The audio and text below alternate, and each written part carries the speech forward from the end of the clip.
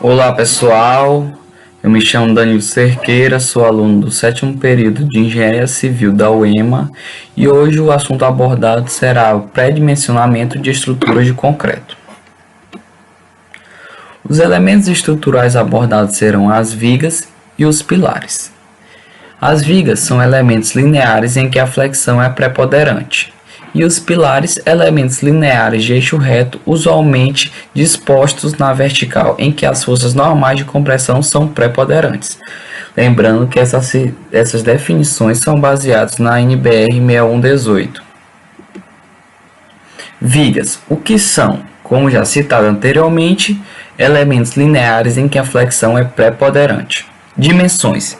As vigas não devem apresentar largura menor que 12 cm e as vigas paredes menor que 15 cm. Função. Transmitir ações atuantes para os apoios. Lembrando que nessas dimensões da viga estamos falando da base dela, ou seja, do B, que vamos ver logo no slide posterior. Pré-dimensionamento de vigas. O principal elemento a ser dimensionado é a altura. Temos H é igual a L sobre 12 para tramos internos, H é igual a L sobre 10 para tramos externos ou vigas biapoiadas e H é L sobre 5 para vigas em balanço.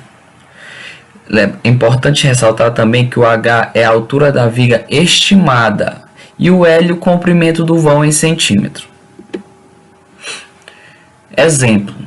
Faça um pré-dimensionamento de uma viga biapoiada com vão de 6 metros. Aqui temos o exemplo aqui da viga, né? Biapoiada. Então, para a viga biapoiada, temos o que? Como foi citado no slide anterior, H igual a L sobre 10. Como temos 6 metros de vão, H é igual a 0,6 metros, que equivale a 60 centímetros. Pilares. O que são?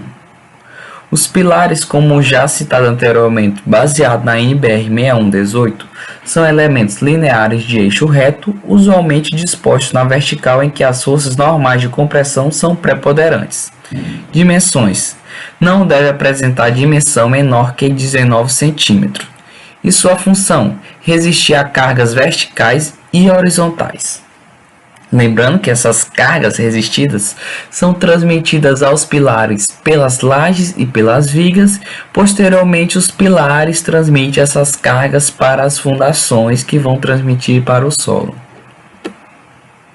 Pré-dimensionamento de pilares. Esse é um método que a gente vai usar por área de influência. Nesse método é baseado a área de influência que o pilar vai exercer. Ou seja, depende também da sua posição na planta, na casa, na edificação, não importa o que seja. Pilares de canto ou extremidade, 0,45 na menor direção e 0,55 de L na maior direção. Pilares de centros, que é o que está destacado aqui na figura, 0,5 dos vãos. Pré-dimensionamento de pilares.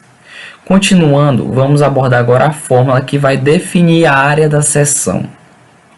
Essa fórmula ela tem 4 itens bastante importantes, que são o coeficiente o alfa, que é o coeficiente que leva em conta a excentricidade das cargas, que depende da localidade do pilar, que podendo ser intermediário, o alfa é 1,3, para pilares de extremidade 1,6 e pilares de cantos 1,8.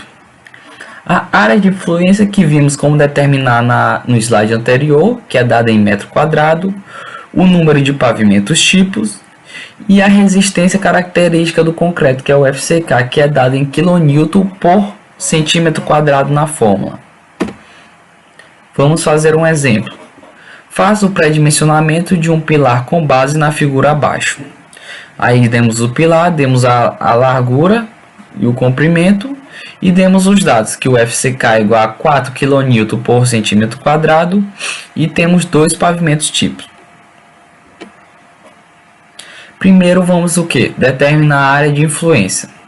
Determinando a área de influência, que a gente pega essa metade do lado esquerdo, metade do lado direito e e na vertical pegamos metade de cada lado, temos que uma área de influência de 20 metros quadrados. Após determinar essa área de influência, iremos determinar a área do pilar. Sabemos que é um pilar interno, um pilar interno, ou seja, o alfa é igual a 1,3. Substituindo os valores do alfa na fórmula, o número de pavimento tipo, que é igual a 2, o FCK, que é igual a 4, e a área de influência, obtemos uma área da seção de 452,7 centímetros quadrados.